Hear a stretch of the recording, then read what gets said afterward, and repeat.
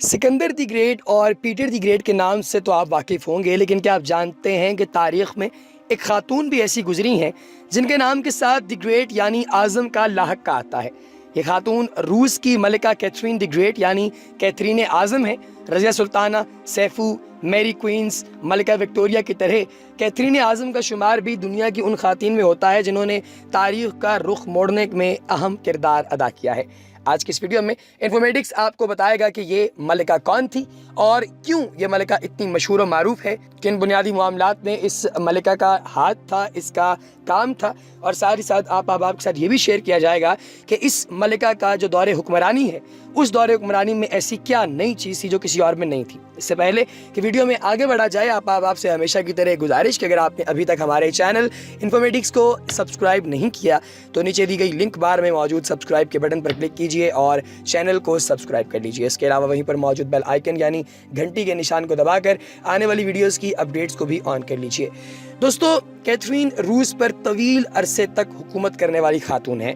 ان کا دور اقتدار سن 1762 سے لے کر 1796 ان کی موت تک رہا۔ انہوں نے اپنے 34 سالہ دور اقتدار میں روس کو حیات نو بخشی اور کسی حد تک معاشرے کو روشن خیال بنانے میں بھی بہت اہم کردار ادا کیا۔ کیتھرین 1729 کو سٹیچی میں پیدا ہوئیں جو اب پولینڈ کہلاتا ہے۔ ان کا اصل نام صوفی فریڈرک آگسٹ وان انالٹ زربست تھا۔ وہ انالٹ زربست کے شہزادے کرسٹن کی صاحبزادی تھیں۔ 1744 میں وہ رشیا آ گئیں اور 1745 میں 16 سال کی عمر میں اپنا نام کیتھرین رکھ لیا۔ پیٹر اعظم کے پوتے ڈیوڈ پیٹر کے ساتھ رشتہ ازدواج میں منسلک ہو گئیں اور روسی تخت کی جانشین ٹھہریں۔ ابتدا میں آزاد خیالی، روسی کلچر سے عدم واقفیت اور غیر ملکی ہونے کی بنا پر انہیں روسی دربار میں شک کی نگاہ سے دیکھا جانے لگا، تاہم کیتھرین نے خود کو پوری طرح روسی کلچر میں ڈھال لیا اور ساتھ ہی روسی امراء سے تعلقات بنانے میں بھی مہارت حاصل کر لی۔ آہستہ آہستہ ان کی غیر ملکی شناخت مدھم پڑنے لگی اور وقت گزرنے کے ساتھ انہیں ان کے خاوند سے بھی زیادہ اہل سمجھا جانے لگا۔ اس کی وجہ ان کے خاوند زار پیٹر سوئم کا کمزوری اور نااہلی پر مبنی بچگانہ رویہ تھا۔ کیتھرین اور ان کے خاوند کے درمیان محبت کا رشتہ بھی کوئی مضبوط اور مثالی نہ تھا۔ یہ بھی کہا جاتا ہے کہ اسی دوران کیتھرین نے کئی اعلیٰ درباری عہدیداروں کے ساتھ تعلقات بھی استوار کر لیے تھے۔ کیتھرین اور پیٹر کے ہاں ایک لڑکا پیدا ہوا جس کا نام پال تھا۔ شاید زار پیٹر سوئم کے بچگانہ رویے اور کیتھرین کے دربار میں اثر و رسوخ ہی کی وجہ سے زار کو تخت نشین ہونے کے کچھ عرصے بعد ہی معزول کر دیا گیا۔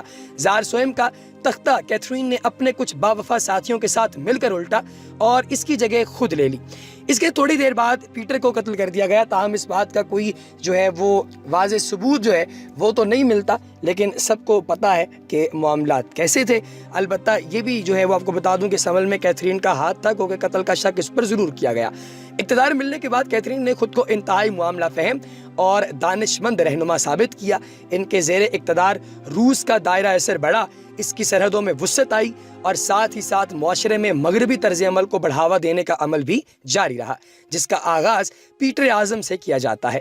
کہا جاتا ہے کہ اگرچہ کیتھرین کا خاوند تو ایک کمزور انسان تھا، مگر کیتھرین کو اپنی حیثیت اور طاقت پر ذرا برابر شک نہیں تھا۔ ان کے دور حکومت میں روس کی سرحدیں بیلاروس، ایتھوپیا اور اس کے ساتھ ہی ساتھ اس کے جو منسلک ممالک تھے یعنی کریمیا، لتھونیا اور پولینڈ تک جا ملی۔ کیتھرین کے دور حکومت میں روس یورپ کی نئی سپر پاور کے طور پر سامنے آیا۔ روس کی سرحدوں کو وسیع کرنے میں روسی فوج کے رہنما اور مدبر شہزادہ گریگری پوٹمکن کا بڑا عمل دخل تھا۔ وہ کیتھرین کا محبوب فوجی افسر تھا، گو کہ ان کے تعلقات ذاتی نوعیت کے تھے، مگر فوجی تناظر میں دیکھا جائے تو روس کے نئی سپر پاور بنانے، خاص طور پر کریمیا کے لوگوں کے دل جیتنے میں شہزادہ گریگری کا بڑا ہاتھ تھا۔ زندگی کے ابتدائی سالوں میں کیتھرین واضح طور پر ایک آزاد خیال خاتون تھیں۔ اس کی اس آزاد خیالی کی دلیل نکاس کی قانون ساز کمیشن دستاویز کی صورت میں سامنے آیا۔ ان دستاویز میں ایک مثالی حکومت کا نمونہ پیش کیا گیا تھا، جس میں انفرادی حقوق اور انصاف پر وہ زور دیا گیا تھا۔ تاہم اس دستاویز کو اسی وقت نظر انداز کر دیا گیا جب سن 1768 میں روس اور سلطنت عثمانیہ کے درمیان جنگ بھڑک اٹھی۔ روس نے سلطنت عثمانیہ کے خلاف 2 جنگیں لڑیں، جن کی وجہ سے اس کی سرحدیں بحر اسود کے ساحلوں تک جا پہنچیں۔ کیتھرین کی جدوجہد اور انداز حکمرانی سے روس کی سرحدیں تو پھیلتی گئیں، لیکن معاشی حالت کی ابتری اور فوج میں جبری بھرتیوں کی وجہ سے روسی عوام میں ناانصافی کا احساس بڑھتا گیا۔ یہ حالات سن 1773 سے 1775 کے دوران طبقہ اشرافیہ اور غلامی کے خلاف بغاوتوں کا باعث بن گئے۔ اگرچہ اشرافیہ کی مدد سے کیتھرین نے ان بغاوتوں پر قابو تو پا لیا، مگر اس کے روس کو آزاد خیال اور لبرل معاشرہ بنانے کے نظریے کو بڑا دھچکا لگا، کیونکہ اشرافیہ کو غلام آبادی کو قابو میں رکھنے کے لیے بہت زیادہ اختیارات دے دیے گئے تھے۔ کیتھرین کو تعلیم، آرٹ اور کلچر سے بہت لگاؤ تھا۔ ان کا مطالعہ وسیع تھا۔ انہوں نے خواتین کے لیے قائم کیے جانے والے اولین اسکولوں میں سے ایک کی بنیاد بھی رکھی۔ اس ادارے کا نام اسمونلی انسٹیٹیوٹ تھا، جو یورپ میں خواتین کے لیے پہلا ایسا تعلیمی ادارہ تھا جس کے اخراجات ریاست برداشت کرتی تھی۔ ان کے دور میں روس میں کئی طبی ادارے قائم کیے گئے۔ یہی نہیں بلکہ روس نے طب کے شعبے میں اتنی ترقی کی کہ اس نے ادویات اور طبی آلات بھی بنانا شروع کر دیے۔ کیتھرین کی علم دوستی کا اندازہ اس بات سے بھی کیا جا سکتا ہے کہ اس وقت کے والٹیر جیسے عظیم ادیبوں کے ساتھ ان کی خط و کتابت ہوا کرتی تھی۔ ایک بااثر حکمران ہونے کے ساتھ ساتھ ملکہ کیتھرین کے کردار میں اقتدار کی ہوس اور ذاتی خواہشوں کی تکمیل کی حرص بھی نمایاں تھی۔ اپنے خاوند کی موت کے بعد خواہشوں کی تکمیل اور اقتدار کو توالت دینے کے لیے ملکہ نے کئی امراء سے تعلقات استوار کیے اور انہیں سرکاری خزانے سے بے جا نوازا۔ وہ اپنے پسندیدہ افراد کو غلام اور جائیدادیں دیا کرتی تھی، جس کی وجہ سے دربار میں ہونے والے اخراجات میں بے تحاشا اضافہ ہوا۔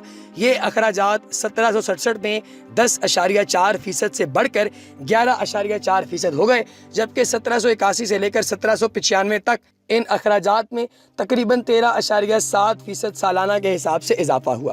ملکہ نے اپنے من پسند افراد میں وہ بہت تقریباً سمجھے کہ 66,000 غلام تقسیم کیے تھے صرف 5 سالوں کے اندر، جبکہ 1793 تک ایسے غلاموں کی تعداد 2 لاکھ سے تجاوز کر گئی تھی۔ حیران کن بات یہ ہے کہ صرف ایک دن یعنی 18 اگست 1795 کو 1 لاکھ غلام پسندیدہ اور من پسند افراد میں تقسیم کیے گئے۔ اس سارے عمل میں ملکہ کو چرچ اور بیوروکریسی کی مدد حاصل تھی۔ ملکہ کیتھرین کا دور روسی سلطنت اور امراء کے لیے سنہری دور سمجھا جاتا ہے۔ ان کے حکم پر کئی نئے شہر اور قصبے بسائے گئے۔ کیتھرین نے پیٹر اعظم کے فلسفے کو آگے بڑھاتے ہوئے روس کو مغربی خطوط پر جدید بنانے کے لیے جدوجہد کی، جس میں وہ اس حد تک کامیاب رہی کہ اس کا شمار دنیا کی عظیم ترین حکمران خواتین میں کیا جاتا ہے۔ 1798 میں 66 سال کی عمر میں اس عظیم حکمران خاتون کی موت ہوئی اور اسے سینٹ پیٹرزبرگ میں دفن کیا گیا۔ جیسا کہ بیان کیا جا چکا ہے کہ کیتھرین اعظم ایک انتہائی دانشمند، زیرک، بہادر، سخت منتظم اور معاملہ فہم خاتون تھیں۔ وہ حکومتی اور ریاستی معاملات میں نرمی کی قائل نہیں تھیں۔ وہ جو بھی ارادہ کر لیتیں اس پر عمل کرنے کے لیے کسی بھی حد تک جانے سے گریز نہیں کرتی تھیں۔ وہ ایک خود مختار اور مطلق العنان حکمران بن کر ریاستی معاملات سنبھالنا چاہتی تھیں، جس میں وہ کامیاب بھی رہیں۔ ملکہ کا یہ طرز عمل ان کے ایک قول سے اچھی طرح واضح ہو جاتا ہے کہ میں خود مختار اور مطلق العنان حکمران بن کر رہوں گی، یہ میرا کام ہے اور اللہ مجھے معاف کر دے گا کیونکہ یہ اس کا کام ہے۔ کیتھرین اعظم نہ صرف خود بہادر خاتون تھیں بلکہ وہ دوسروں کو بھی بہادر، نڈر اور مشکل حالات میں ڈٹ جانے والا دیکھنا چاہتی تھیں۔ ان کی اسی بہادری اور دلیری کے باعث روس اپنے وقت میں یورپ کی نئی سپر پاور بن کر دنیا کے نقشے پر ابھرا تھا۔ ملکہ روس کا اس حوالے سے کہنا ہے، میری آپ سے التجا ہے کہ آپ بہادر بنیں، کیونکہ ایک بہادر انسان تباہی کا بھی رخ موڑ دیتا ہے، اور تیز ہوائیں چل رہی ہیں جو آپ کو یا تو تخیل یا پھر درد سر دے سکتی ہیں۔ وہ معاملہ فہم اور دور اندیش ہونے کے ساتھ ساتھ علم دوست اور مطالعے کی رسیا بھی تھی۔ اپنے وسیع مطالعے اور مردم شناس ہونے کی وجہ سے وہ جانتی تھیں کہ قوم کو اعتماد میں کیسے لیا جاتا ہے۔ گو کہ غلامی کے معاملے پر ان کے دور حکومت میں بغاوتیں بھی ہوئیں، لیکن انہوں نے اشرافیہ کی مدد سے اس پر قابو پا لیا۔ وہ قوم کا اعتماد حاصل کرنے کا ہنر خوب جانتی تھیں، بلکہ یوں کہنا غلط نہ ہوگا کہ ان کے فلسفہ حکمرانی کا یہ ایک بنیادی عنصر تھا۔ ان کا کہنا ہے کہ انسان جتنا زیادہ جانتا ہے اتنا ہی زیادہ معاف کرتا ہے، اور قوم کے اعتماد کے بغیر طاقت کوئی معنی نہیں رکھتی۔ ملکہ کیتھرین زندگی میں کیوں کی اہمیت سے بڑی شدید قسم کی واقف تھیں۔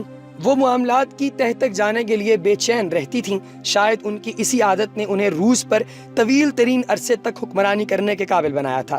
اپنے تجسس اور جاننے کی عادت کے بارے میں ان کا خود کہنا ہے کہ میں ان لوگوں میں سے ہوں جو کیوں سے محبت کرتے ہیں۔